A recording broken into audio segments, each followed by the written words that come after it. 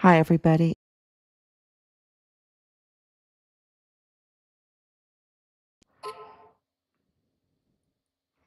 Let's get started. Make sure everything is on.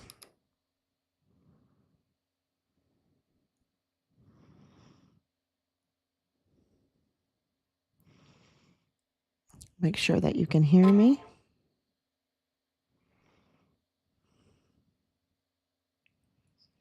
Make sure everything is on.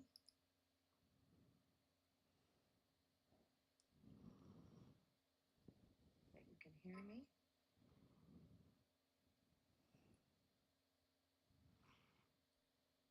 Okay. Wow, it's going to be a really wild podcast tonight. I'm really speechless. I really am. It's just, and what I'm going to talk about today is Candace Owens' witness, Mitch. And so let's get started. 1,966 days since Richard was forcibly removed from his barracks room there on Fort Bliss in El Paso, Texas. He was taken to the basement room, which is the arms room, the armory, and it is a soundproof room, and that's where they took his life. His body was stolen off of Fort Bliss. That I say that all the time, and yet I don't explain why that's so important, because Fort Bliss is such a secure base, right? It is an important base. I mean, well, all of our bases are important. It's a secure base, has cameras everywhere. And we know that DES, the Director of Emergency Services, Thomas Kane, was up to no good. We know that for a fact. He's in charge of the cameras. He's in charge of the gates, the coming and goings there. And so if he is colluding with them, if he is part of the um, trafficking that was allowing the trafficking on Fort Bliss, which clearly they were, because there's tons of evidence, official documents of the drugs of a 14-year-old girl living in the barracks for 4 months, being the stepdaughter of one of those gate guards, right? Being pimped out. I mean, uh, can you imagine her living in the barracks? And why are the barracks co-ed? Why are the barracks co-ed that they can get away with this kind of stuff? And where are the sergeants, right? Where is the health and welfare?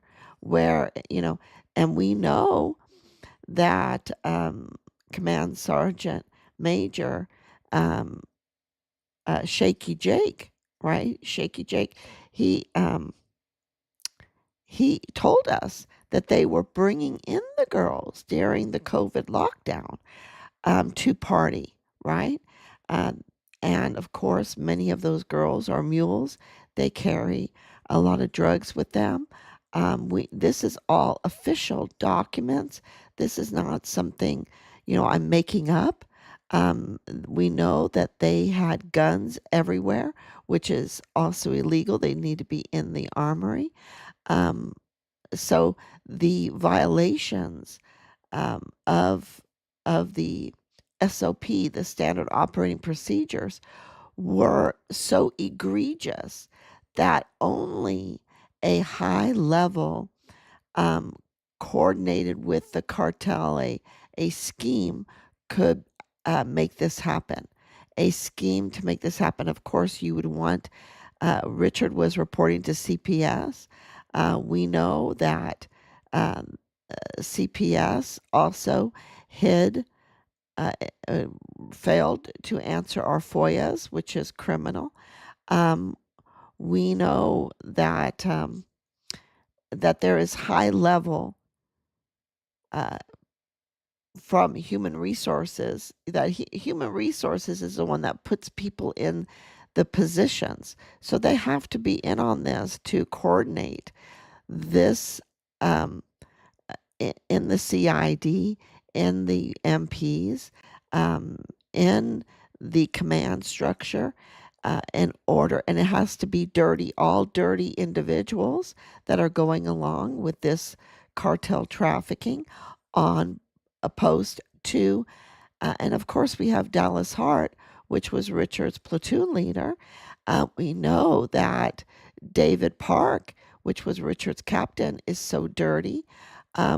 We know that CID agent that had his credentials revoked and his badge removed from him. We know that he's dirty. To allow Leilani Hart, a confirmed convicted criminal, with all the problems that she was creating at Park University that was on post, and all the other trouble that she was creating.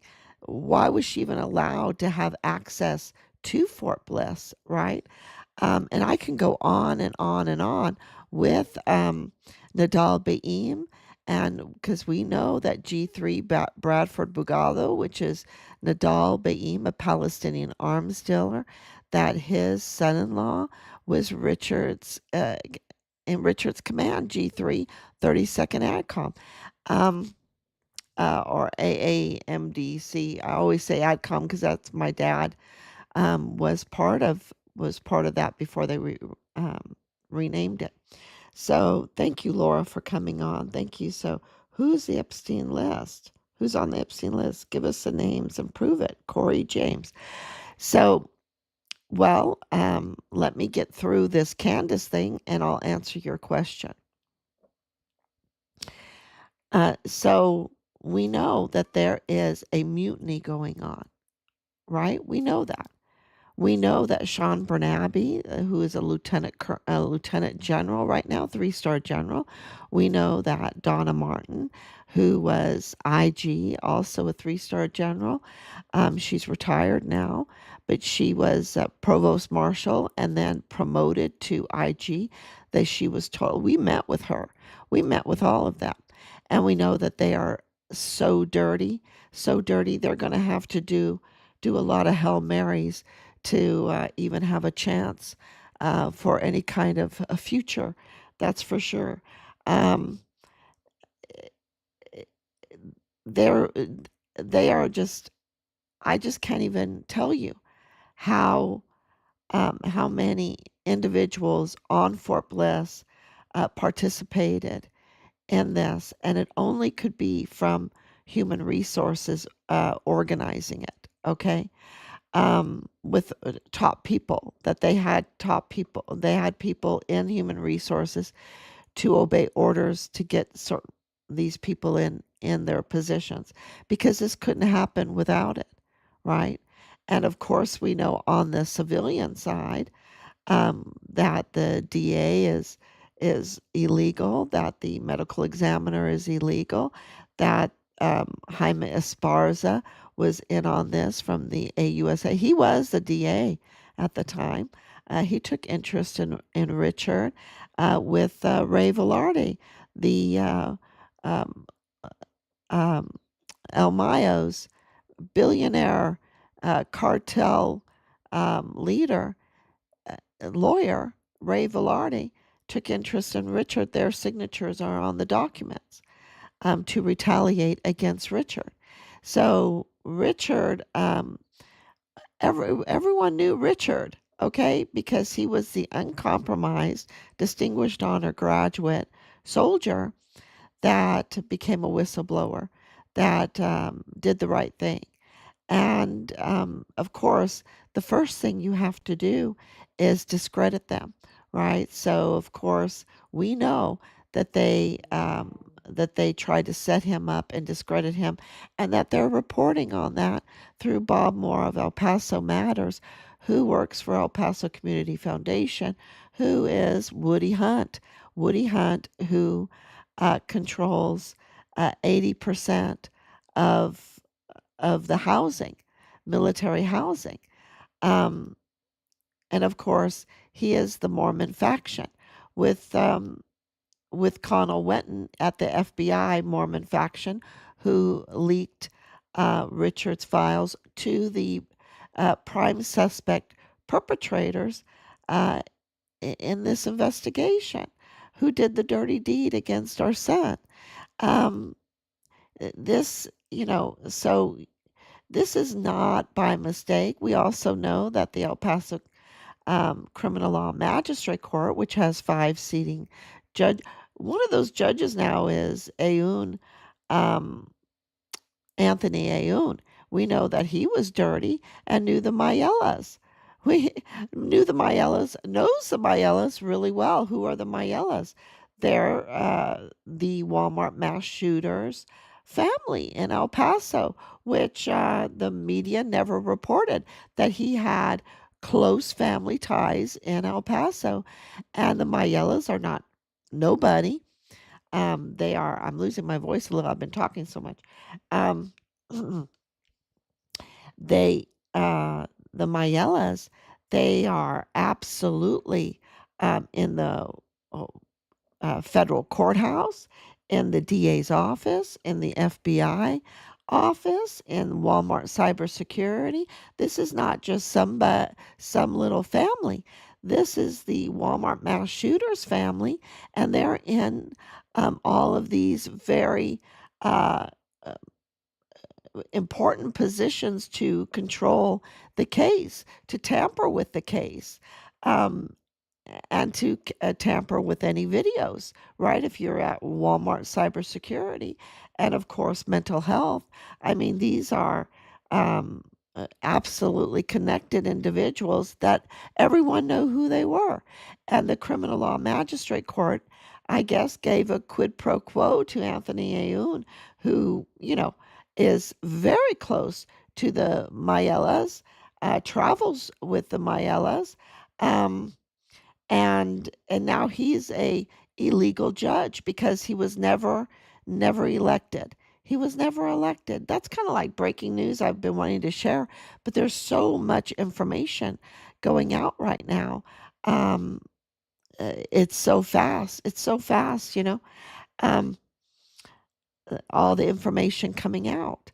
But all of those judges on the criminal law magistrate court are illegal because they're required by the Texas Constitution to be elected. That happened in 2015 because there was an amendment to make El Paso criminal law magistrate court a county-wide jurisdiction court. And you can look it up, you can Google it, you can AI it. Um, if you are uh, a county-wide jurisdiction court in Texas, the Texas Constitution says the judges must be elected. They're not. Every one of them is appointed, so therefore they're all fraudulent. They're all fraudulent. It's a constitutional crisis in the El Paso Criminal Law Magistrate Court, who they uh, reside over like 90% of the cases. This is very really, you can tell that they want to control the border. And we know that there are tunnels everywhere. We know that there are tunnels under the schools, especially El Paso ISD schools, which has also a dirty chief of police, Manny Chavira, in charge. And that was a quid pro quo because he didn't even have the credentials to get that job. And he was given that job after the Walmart mass shooting. Um, yeah, that, put that together. If you're, because we know that the Walmart mass shooting, especially with all this Mayella stuff, that it was tampered with, that it was orchestrated, that it was absolutely not a random, a single lone shooter rampage. No, this was organized. We know that there were a lot of gunmen with M4s. Um, and anyway, that's another podcast. Um, so this podcast by Candace Owens with her eyewitness, Mitch, I'm not going to say his whole name, even though they give his whole name. So if you haven't watched it, I would recommend it highly, um, because he is a former uh, soldier. Um, Let me see, I have some notes here to make sure. 10th Mountain. Uh, I thought that it might be different, but decades ago, he was at the border. He was at Fort Huachuca. Okay, he was in Arizona, and what he discovered, he had to place these sensors, and what he discovered was something subterranean, right? The readings were subterranean. Something was going on. And what he discovered were tunnels. It was a big tunnel. And to make a long story short, uh, he was outed. What do you call that? Um, when the cartel, this was a cartel tunnel, and he was exposed to the cartel, his identification, and he figured out that his command were involved with this tunnel, that the command knew about this tunnel, that they were involved with this tunnel, working with the cartel. Uh, y'all, this is what's happening in El Paso. You have high level um, officers, you have a mutiny going on that don't care about their oaths of office, about their country, and they're put in high positions, and they're pocketing, um, uh, criminal money for their participation in these trafficking tunnels. That's what's going on. And there's tunnels all underneath Fort Bliss, okay? And I knew that because of my dad. Um, they were like, oh, there's not tunnels. There are tunnels, and now they've been discovered since President Trump came in. He's exposing the tunnels that are go right across the border, that they were using for trafficking. There, nobody denies that. When I first came out and said that, because my dad had told me that there were tunnels all underneath us. And of course, you know, El Paso is an ancient city. It's an ancient city. It has grids. Go to Google Earth. Go through the timelines. You can see that there's grids everywhere, um, because it's an ancient city. And of course, that if you've been to Europe, which I was so fortunate to go to Europe, I've even been to Israel. Israel has underground tunnels everywhere. Rome has underground tunnels everywhere. France, Paris has underground tunnels everywhere. This is not, an anomaly for El Paso. This is something that, um, is documented, and I knew, um, they existed, and so that was not a shock to me. And we got hit back, kind of like when I said Patrick Crucius was autistic, and everyone's like, no, no, no. Bob Moore came out. No, you don't know what you're talking about. And sure enough, it's now documented that he is autistic, severe mental health conditions. Um, and that matters because the way they handled the case, right? You can tell that it was orchestrated, and you can tell that um, our son's case was orchestrated, and it was a hit. And you can call it, uh, well, they wanted to get rid of him. They wanted to get rid of him. And that's what we have said from the very beginning, that this was orchestrated, and he was reporting to uh, the White House, reporting to FBI Houston, reporting to the IG, reporting to CID, reporting to Child Protective Services, reporting to 911. He was reporting, and they had to discredit him. And then just days after that didn't work, um, because of the documents with Ray Velarde, um, they they killed him, right? And now he has in the line of duty. We know um, that this was absolutely a mutiny. We know that the Walmart mass shootings target was the 2020 election, was against President Trump. We know that. We know that this list of 48 senators that has been exposed of late through other huge whistleblowers in custody, um, that has meat to it, that has absolute meat to it. And now we have Mitch. Now we have Candace Owens, Mitch, who comes out and says, yeah, decades ago, I was there. I uncovered a tunnel. I uncovered that the command and the cartel were working together at Fort Huachuca. 35 years later, I went back to Fort Huachuca on September 9th. Got there on September 8th. Found the building on Fort Huachuca that I could get CID information on my case from 35 years ago. And I hope I'm saying this all right. Okay, this is just from my memory, just from what I got from the podcast. And on September 9th, he is seeking the records from 35 years ago.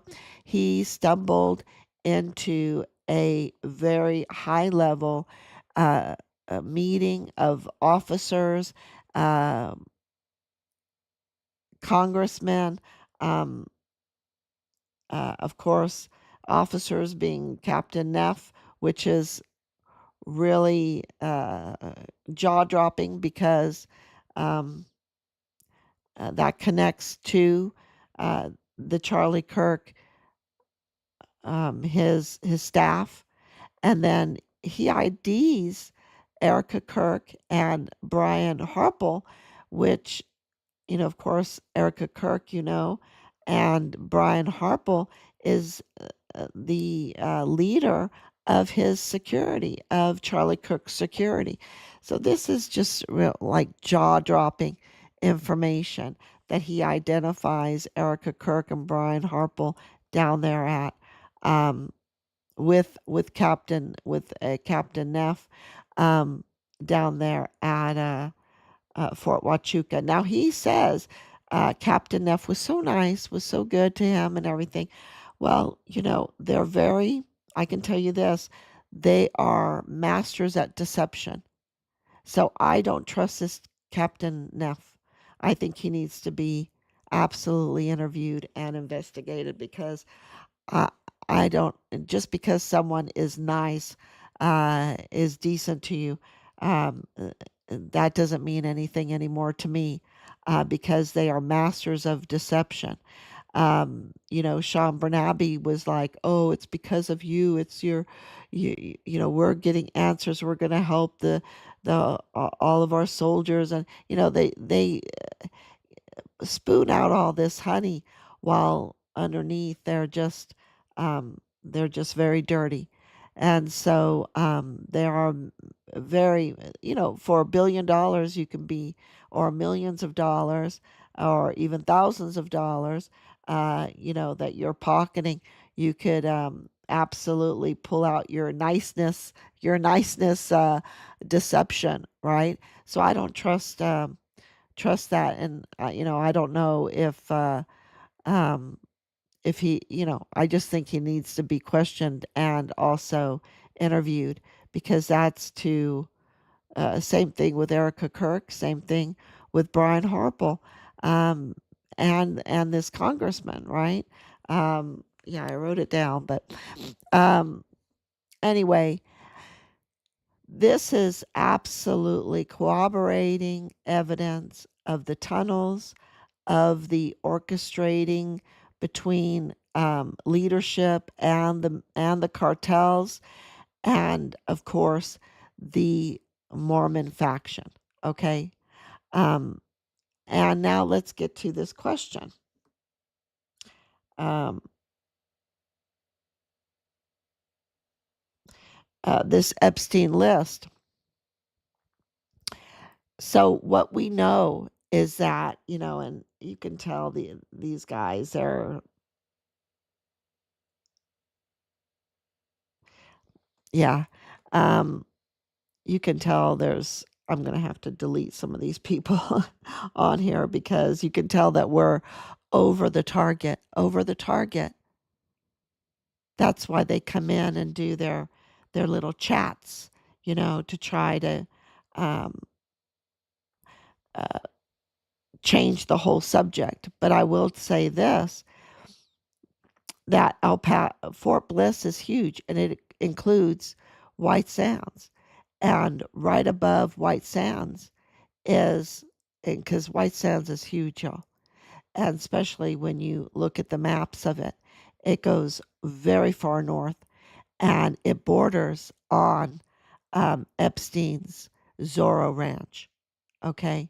So, and and of course, so the beacon, the Odo beacon, um, that, oh, and this is another thing that the interview uh, reveals, is that they fly in and they turn off their transponders, right?